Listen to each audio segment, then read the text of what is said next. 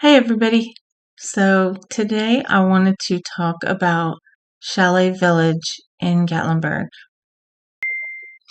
If you would like more information about these cabins that I'm about to show you and see pictures of the insides of the cabins as well, I am providing a link below. Just click on the link below and it'll take you so you can see the insides of all these gorgeous places. So this area is really good if you really want to get away from it all and be up in the mountains. If you want a true mountain experience, and possibly there's a good chance you'll see some bears. Also, you're only about 5 minutes from downtown Gatlinburg. And speaking of bears, look who I ran into when I got to the top of the mountain.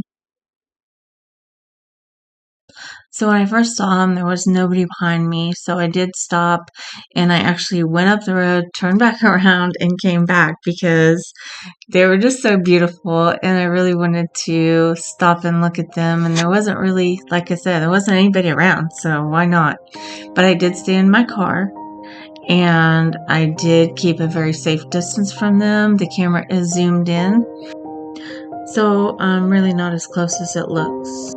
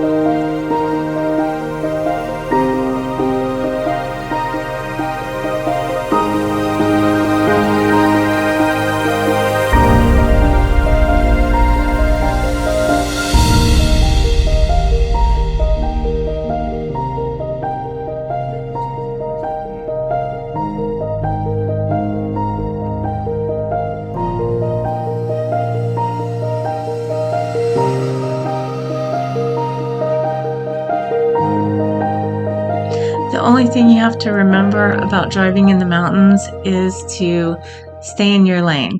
And when I say stay in your lane, I mean literally stay in your lane. There's a lot of curves, as you can see, and a lot of hills. And as long as you stay on your side of the road, you'll be good.